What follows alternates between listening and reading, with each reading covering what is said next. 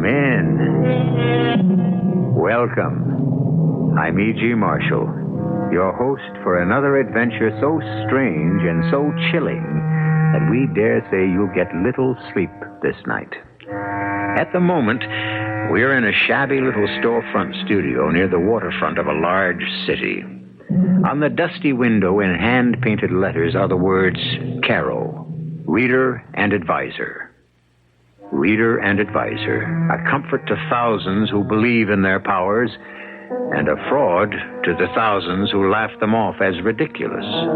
Martha Hawthorne, however, is one of the thousands who believe, and at the moment, she is seeking help for a desperate situation. Well, Caro? It is in this bottle. Do not, under any circumstances, open it until the time comes. Until you are ready to use it. I understand. The effects are not always instantaneous.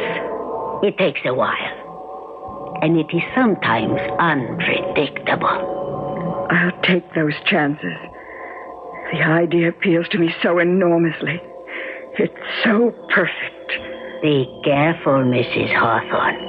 I must warn you. When the bottle is opened, be very, very careful.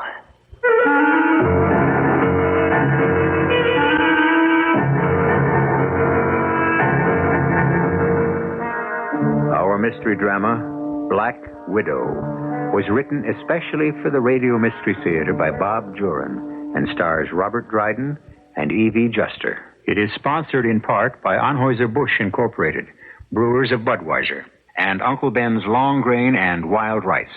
I'll be back shortly with Act One.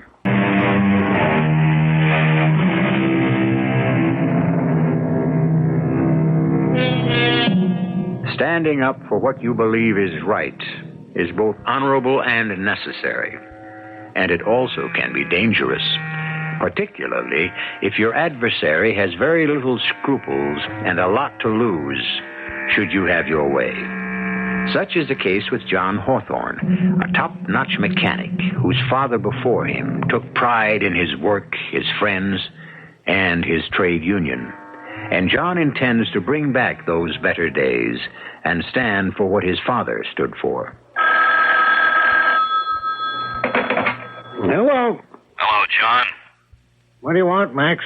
I don't like the noises you've been making with the rake and file. You know where I stand. I'm beginning to, yes. It's come to my attention that you're even thinking of running for union president. Not thinking anymore, Max. Am running. That's my job. Why waste your time? You know you can't win. I know that damn near the whole membership is fed up with you and that so-called business manager of yours. You see, Max, what I've got that you haven't is the membership on my side. A membership? Don't act so naive, John. They don't have any say in the union's affairs. You're right there, Max. And that's been the whole trouble. I intend to give this union back to the members. We'll see.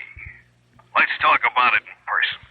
After the meeting next Friday. No, there's no talking to you, Max. We've been trying to talk for 2 years, but you run things your way, and we're fed up with it. All right, John. Don't get excited. You'll run for president and see what it gets you. I wondered when Max would start getting worried. He's not worried, Martha. I am. That makes two of us. I'm proud of your guts, John. But we both know who Max has behind him, and they play rough. I'm not afraid of threats. I'm just worried that maybe I can't carry it off. I still wish you'd reconsider. You have to do what you think is right. I don't want to be a hero's widow. No. They wouldn't try anything like that. Oh, I expect a little rough stuff, maybe, but I've got my eyes open. And I've got my protection, too. Oh, John, is it worth it? What's it going to do to Lillian and me? Nobody's going to get hurt, except Max Conger. He's never had a serious challenge to his authority. We're a small, independent mechanics union that used to be great until Max Conger and his friends got their claws into us. I know you've been upset about it for months. But let someone else carry the standard. I have to, Martha. My father was shop steward for years, and now me. The guys just look to me to do it. Well, I can't say I'm not proud of you. I guess I wouldn't want you any other way. I'm home. Hi, Lillian. Hello, baby. You home for supper? If it's quick, Neil's picking me up at 7. Where are you two heading tonight? Roller skating, believe it or not. We're meeting June and Fred there. Aren't they old for roller skating? I'll get it. Hello? Hello, Mrs. Hawthorne. Hank Thomas here. Oh, yes, Hank. You want John? If he's not busy. Yeah, I'll take it, Mother. Yeah, Hank. John, I've got to call a shop stewards meeting tonight. I know it's last minute. Can you make it? You know I can. Well, we're running into a problem at the Campbell shop over in Florence. We've got things to work out. What's the Campbell shop got to do with us? Well, we're all union brothers. Yeah, and it suits your purpose. Okay, John, I know about your talk with Max a little while ago. When you win the election, you can do things your way. Until then, we'll do it mine, okay? See you at 8. Yeah. Okay, Hank.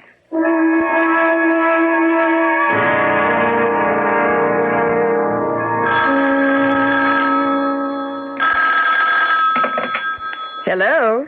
Hello, Mrs. Hawthorne. Hank Thomas again. I hope John hasn't left yet. Oh, he did. About 10 minutes ago. Oh, too bad. I had to postpone that meeting tonight, and I hoped I could catch him. He's on his way to the Union Hall now. Well, I'll see him and send him home. Sorry about the inconvenience. I don't think John will mind. Well, bye, Miss Hawthorne. Goodbye.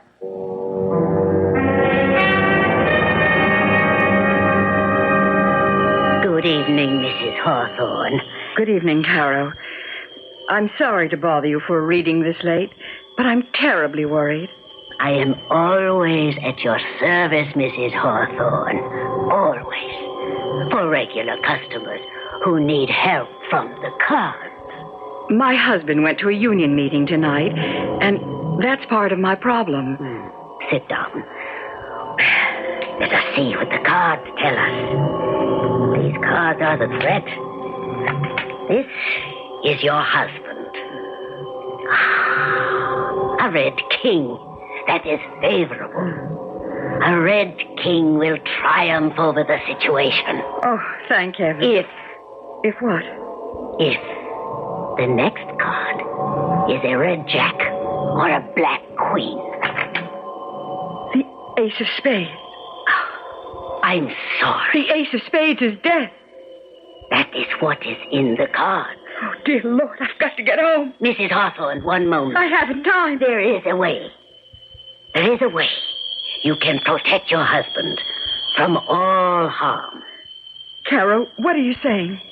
There is, well, I hate the word, a spell. It is costly, but it works. With it, he cannot be harmed. Are you serious? Very. Then for heaven's sake, do it. Give it to me or whatever. It will take 2 days, but it will work. Do it.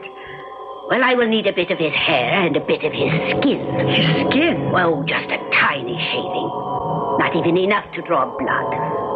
And a snip of hair. But how can I get them without his knowing? That does not matter. Explain it to him. He will agree. Oh, he'll think I'm crazy. Find a way to get them. And get them fast if you value your husband's life.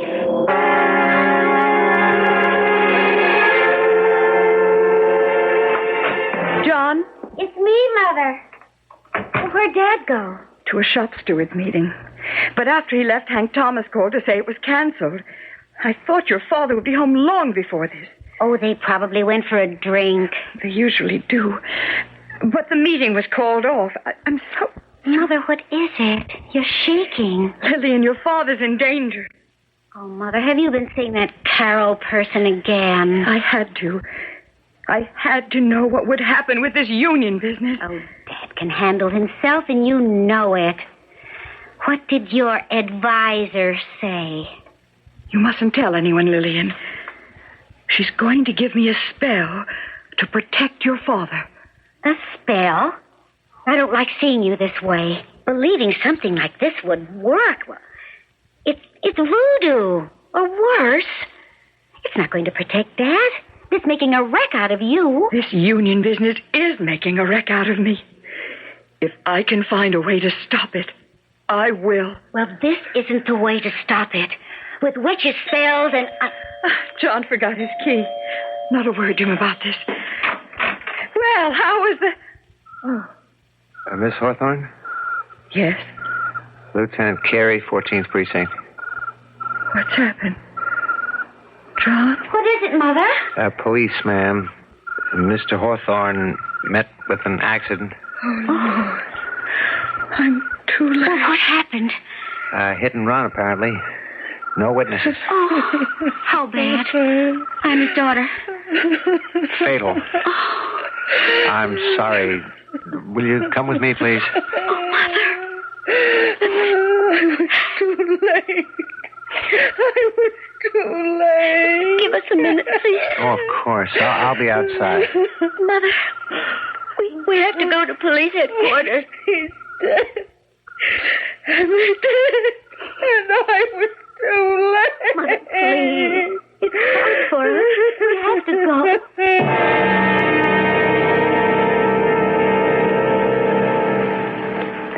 Yes. That's my husband. There were no witnesses, you say?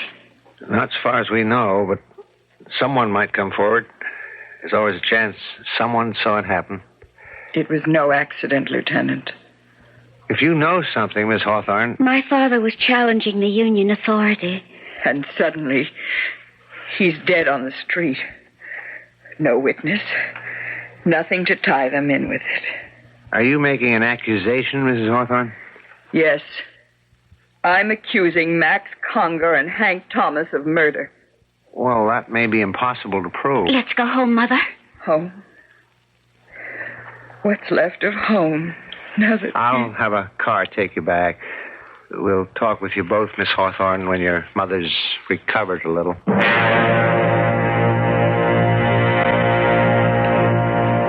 There's absolutely nothing to link those two men with this case, Miss Hawthorne. I realize that. Well, there's always a chance, as I said, of someone coming forward. Oh, I doubt it. But it would take that, I'm afraid, to pull Mother out of her shock. Could I see her? Perhaps a different face. Of course. Don't be surprised if she just stares at you. But then she might respond. Follow me. Sure. You've had a doctor attend her, I'm sure. Oh, yes, almost every day. Apparently this happens frequently. He says medication might even make it worse, so he's just waiting for nature. In your mother's case, there's the bitterness. That makes it all the tougher. Mother? Mother? But she's gone. But I thought you said She hasn't left this room for a week. I talked to her here just an hour before you arrived. We were right downstairs. How could she get by without our seeing her? The back stairs. It's possible, but it's not probable. But where would she go? Now, I have to ask this. Did your father have a gun? No, not that I know of. I've got to use your phone, and fast.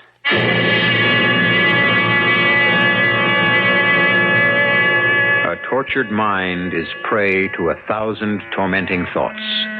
And a grief-stricken widow, embittered by what she believes was the murder of her husband, is prey to a host of sinister motivations. We'll learn what's motivating Martha Hawthorne and to what action when I return shortly with Act Two.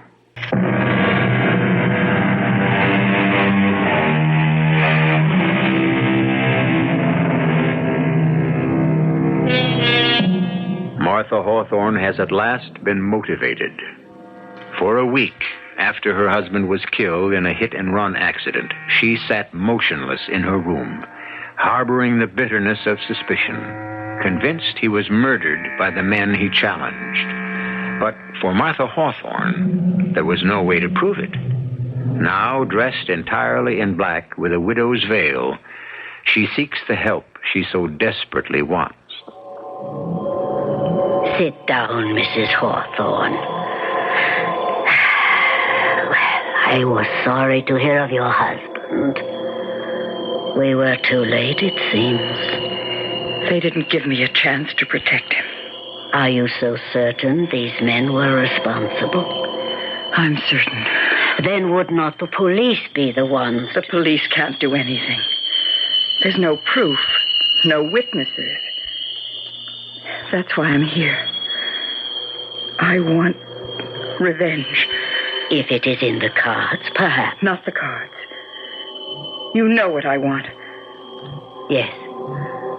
One that will be as foolproof as theirs. Are you sure? I'm certain. Mrs. Hawthorne, please listen.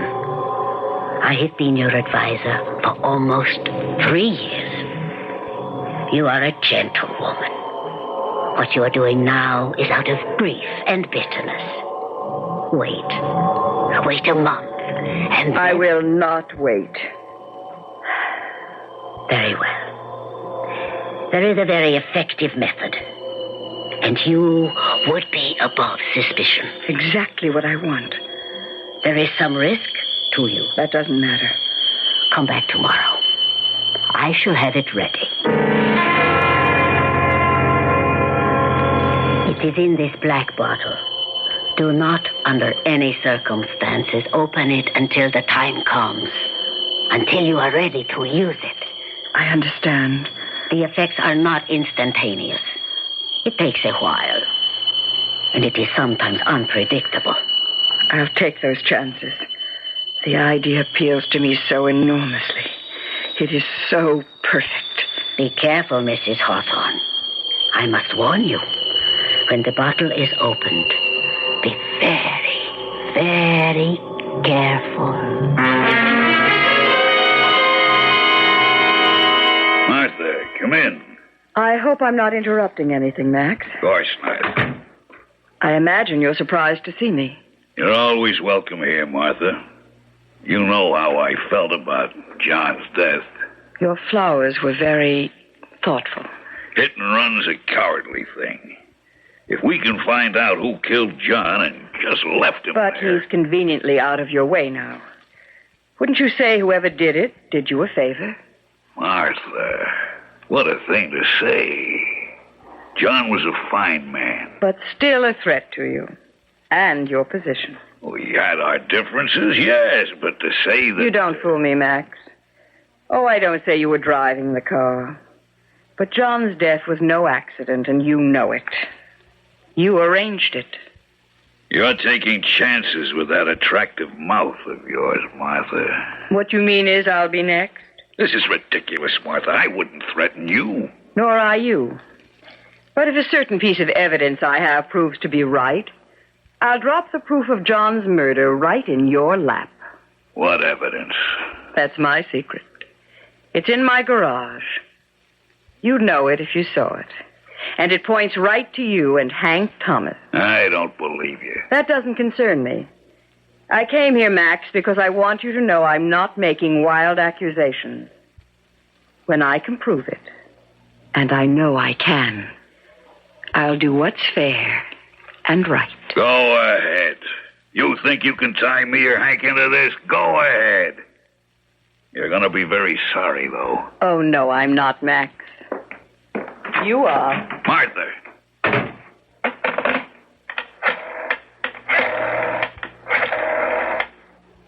Hank, Hawthorne's wife was just here and she knows something. I thought you told me you made it clean. Well, something went wrong. Get in here. We gotta talk.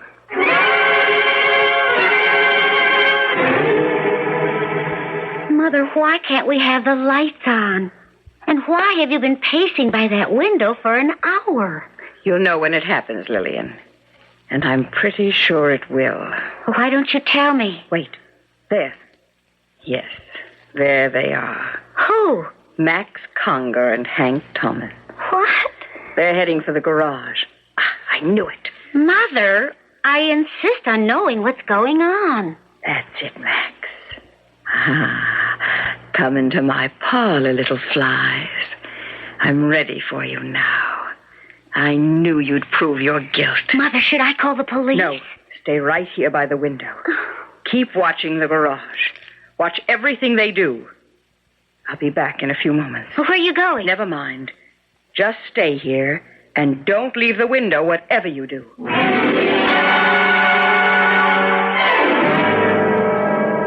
It is in this black bottle. Do not, under any circumstances, open it until the time comes. Until you are ready to use it. The effects are not instantaneous. It takes a while. And sometimes it is unpredictable. But be careful, Mrs. Hawthorne. I must warn you, when the bottle is opened, be very, very careful.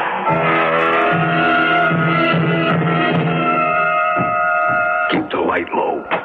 What are we looking for? I don't know, but she said I'd recognize it. She or the daughter's liable to see us. There's nobody home. I've been phoning for an hour. No lights in the house. Oh, damn.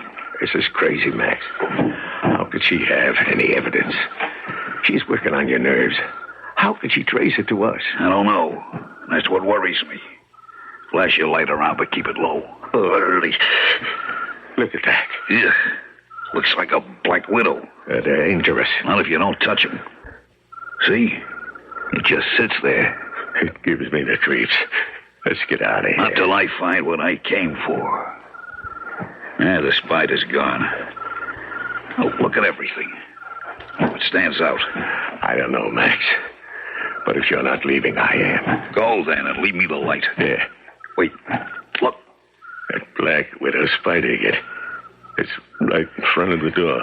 It won't attack. At least I don't think so. If you touch one by accident, that's when they fight back. Look at it, though. Takes little steps toward us.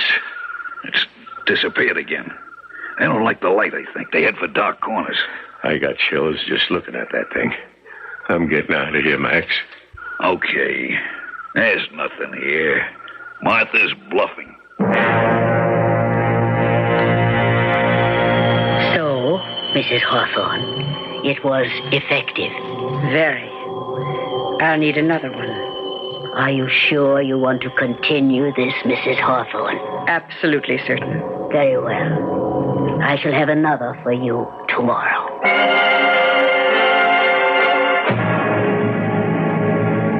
I hope you don't mind my calling on you at home, Max. It's all right, Martha. Come into the study. I've decided not to pursue this any longer, Max. I'm not sure I can make my evidence stick. Sit down, Martha. Let's be friends. John and I were. John hated your guts, and you know it. I know for certain that you and Hank killed John. But I'm giving up. You won't be seeing me again, Max. Well, if you want it that way, Martha. But my door is always open to you. Your courtesy doesn't impress me, Max. May I drive you home? No, thanks. It's a lovely night. Well, then, good night, Martha. Goodbye, Max.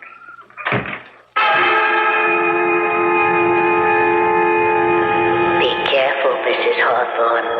I must warn you. When the bottle is opened, be very, very careful. I'll be careful. Here's to your health, Max.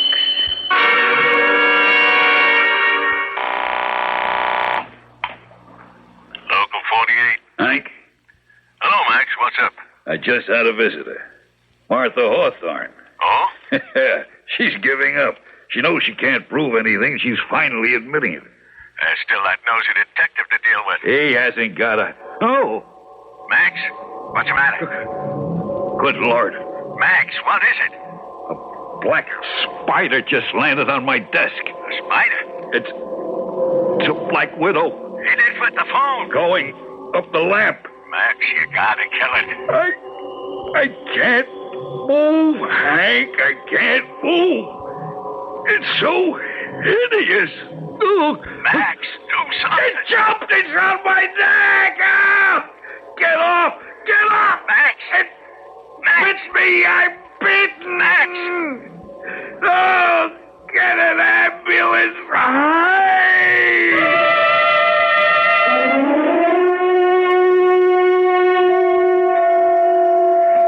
Mr. Thomas?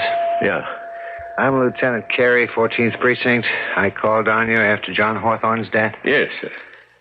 I'd like some information. So would I. I want to know how Max is. Why don't they tell me? Mr. Conger died 10 minutes ago. Max? Dead? I was too late. You brought him to the hospital? Yeah, I didn't wait for an ambulance. He was in pain. He was hysterical. This happened at home? Yes. Why do you want to know? Well, a Black Widow spider death is relatively rare. Did he say anything on the way to the hospital? No. Where was he when it happened? In his den. He called me from there. And I found him on the floor. Huh. That's unusual. Black widows rarely come out like that. They generally stay in their dark corners. Well, this one didn't. It was awful hearing Max scream like that. I'll never forget it. Wait a minute, Lieutenant. What is it? She couldn't have... No. Who? Martha Hawthorne. She visited Max last night. The hit-and-run victim's widow? Yes. Well, you think there's a connection? Well, it's crazy. It's wild. Mrs. Hawthorne accused Max and me of her husband's death. Yeah, I know. And last night she went to Max and told him she was, well, withdrawing the accusation. So? She was there. And then Max... Are you suggesting Mrs. Hawthorne brought a Black Widow spider into his home? It's impossible. But she was there. I'll have a talk with Mrs. Hawthorne. Since you say she was evidently the last person to see Max Conger alive. Back again, Mrs. Hawthorne. Well, I read of the man's death in the paper. You think me a murderer, Carol? No. I'm an executioner. That man killed my husband. And I'm not quite finished, Carol. I'll need one more. Just one more.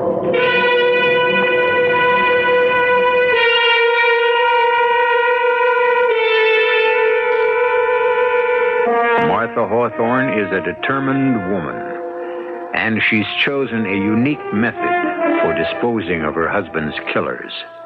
Untraceable. Who can blame a murder on a spider? But through it all, there's one risk to herself that Martha Hawthorne fails to see. We'll see what it is when I return shortly with Act 3. Will you walk into my parlor, said the spider to the fly. 'Tis the prettiest little parlor that you ever did spy. Oh, no, no, said the little fly. To ask me is in vain, for who goes up your winding stair can ne'er come down again.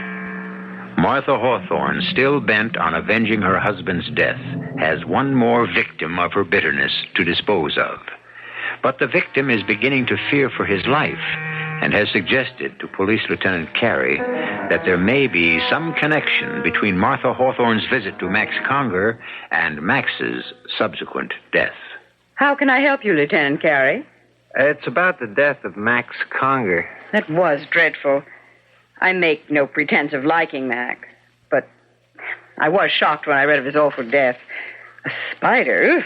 Mr. Conger's associate, Mr. Thomas, says you visited him that night. I did, that's true. I told Max I was through accusing him. You know the story. We're still investigating that case, Miss Hawthorne. I'm trying to forget it. Why don't you? No, we don't forget hit and run. But back to the reason for my visit. Yes?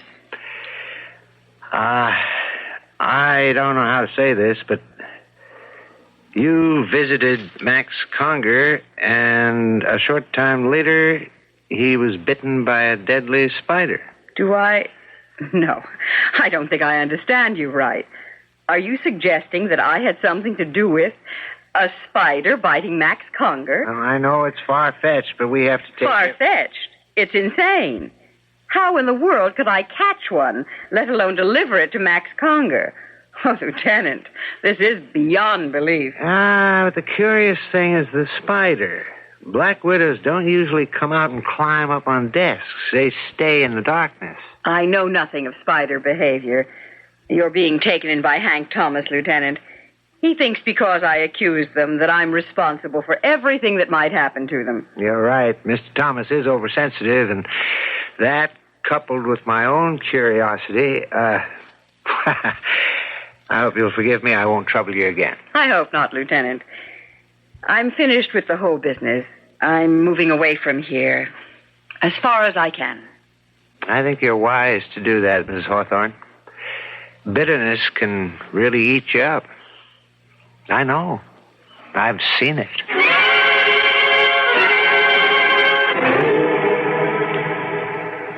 I don't care what you say, Lieutenant. I'm in danger. Now, Mr. Thomas, Mrs. Hawthorne can't possibly do you any harm. She did it to Max.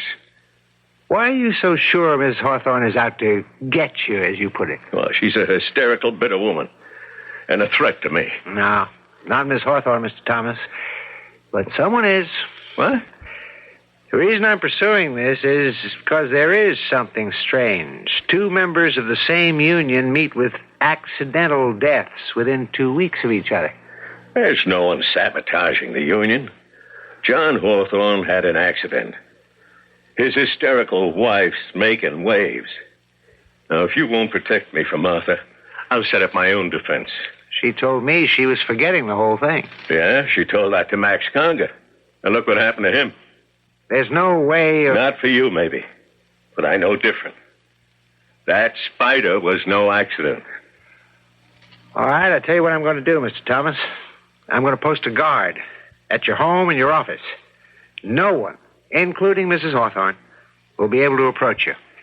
That makes me feel better. But I can't do it indefinitely. It's just until I can make heads or tails out of this whole thing. Good afternoon. I'd like to see Mr. Thomas. Sorry, no one's permitted in the office, ma'am.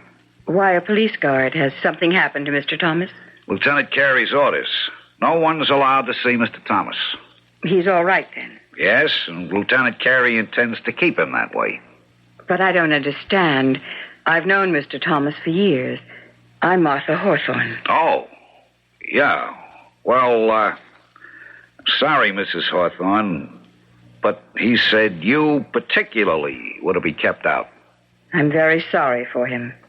He must be living in terrible fear. Can you imagine anyone being afraid of me? Excuse me. Yes, sir? Oh, it's you. Where's my secretary? She's gone to lunch, sir. Well, when she gets back, I'm going home. Yes, sir. Hank, what's the trouble? Who's out there? It's me, Martha. Leave Martha now.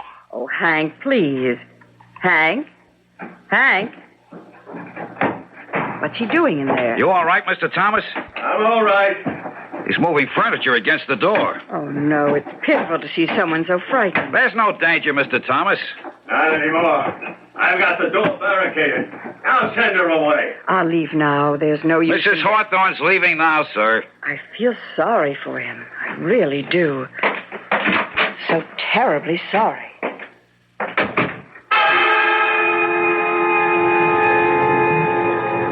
Be very careful, Mrs. Hawthorne. I must warn you, when the bottle is opened, be very, very careful. So Hank Thomas won't see me. Well, we'll see about that. And now here's to your health, Hank. Mr. Thomas, Mrs. Hawthorne's gone now. She really gone? Yes, sir. Okay, but don't let her back in. Not even in the outer office. Yes, sir. Send my secretary in with it. Mr. Thomas, what's the matter? Get it away. Get it away. Oh, Lord. Get it out of here. I can't open the door. You've got the furniture against it. It's following me. If I can just force enough to... Get it off my back. It's on my back. I can't get it off. Hold still. I'll get it. Good Lord, it's a black widow. Get it off. Get it off. Got it. I'll call an ambulance fast.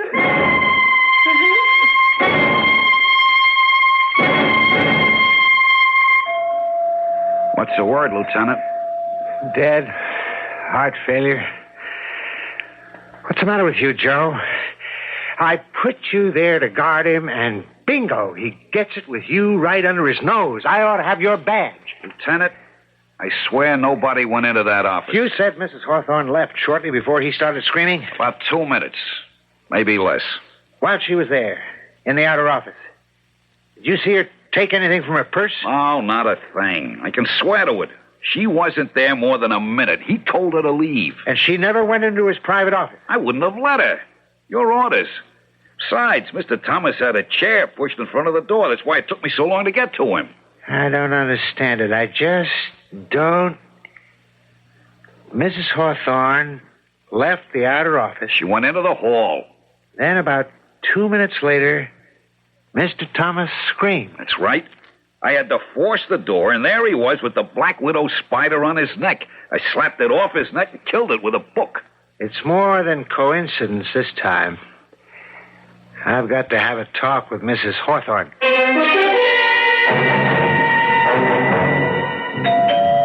Coming. Who is it? Lieutenant Carey. Oh, hello, Lieutenant. Miss Hawthorne, I must speak with your mother right away. Oh, she's not here. Did you know she visited Hank Thomas' office this afternoon? No. I got home at 6. Mother wasn't here, and there wasn't any note. I just assumed she'd gone shopping or something. Hank Thomas died from a heart attack after being bitten by a black widow spider. Oh, my heavens, no. It happened minutes after your mother was there. From what I can learn from my guard, your mother never went near the private office. Well, then...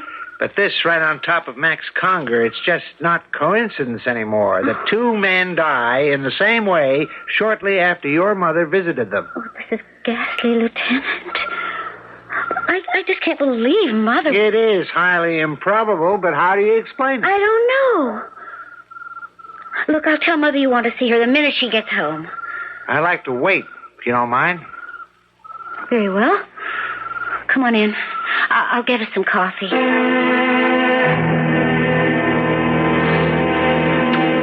not like Mother to be gone so long without phoning. It's 9 o'clock. Is there a friend she might have visited? Well, several. I could call... Yeah, maybe you'd better. Because in 10 minutes, I'm going to put out an all-point sign. Oh, there she is. Hello, Mother? Oh. No, she's not here. Who? Oh, yes, I know. Urgent? Why? Oh, then Mother hasn't been there today. Yes, I'll have her call you. Who was that? Mother's reader and advisor. Someone named Caro. Oh, she's been going to her for years. Oh, one of those spooks? Oh, Mother believes her. Unless she's checked with Caro, she won't... Oh, wait a minute. Oh, dear Lord. I wonder... What is it? Well, when Mother thought Dad was in danger, she told me this Caro was going to give her a spell. A spell? Yes, a spell to protect him. I just laughed it off.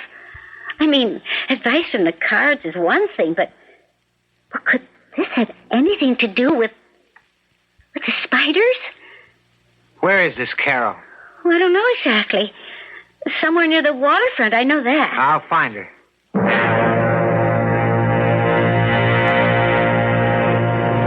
Welcome. What can Caro do for you? I'm Lieutenant Carey. Police? Now, don't get upset. Just a few questions.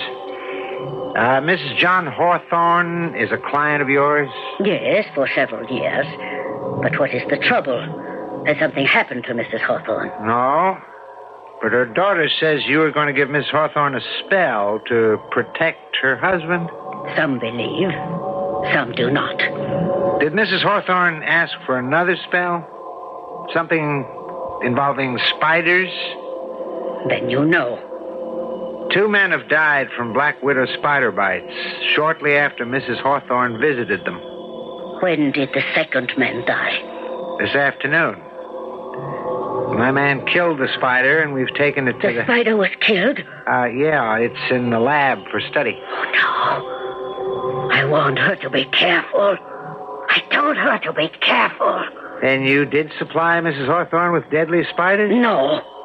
But you're saying... I did not give Mrs. Hawthorne spiders. Well, what did you do, then? It's obvious that this whole thing started here. She came to me for a deadly weapon, yes. She wanted revenge. And you gave her the spider. No! I told you I did not. How could an ordinary spider be depended on to do what she asked? Yeah. That's been bothering me. I gave Mrs. Hawthorne a potion. A potion? It was an elixir that caused certain changes in her appearance. Oh, it's a very old formula. Oh, dear God. The spider was killed. I told her to be careful. Lieutenant, you will not see Mrs. Hawthorne again. What are you saying? Must I spell it out, Lieutenant, word for word? The potion, for a short period of time, actually turned Mrs. Hawthorne into a...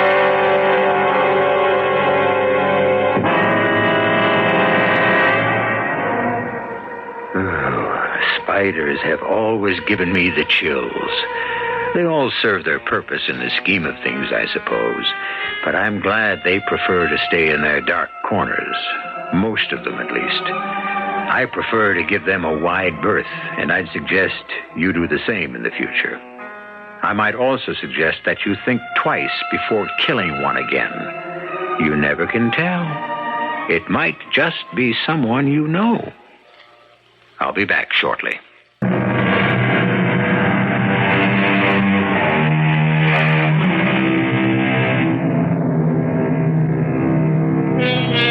Well, perhaps you'll sleep tonight after all.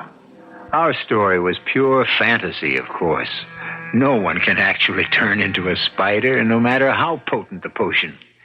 But wouldn't it be fun? You wouldn't have to worry about the fuel shortage, the energy crisis, or inflation. Just where your next fly was coming from. It is fun to stretch our imaginations, though, isn't it? And that, of course, is what Radio Mystery Theater is all about. Our cast included Robert Dryden, Evie Juster, Hetty Galen, Jackson Beck, and Dan Arco. The entire production was under the direction of Hyman Brown.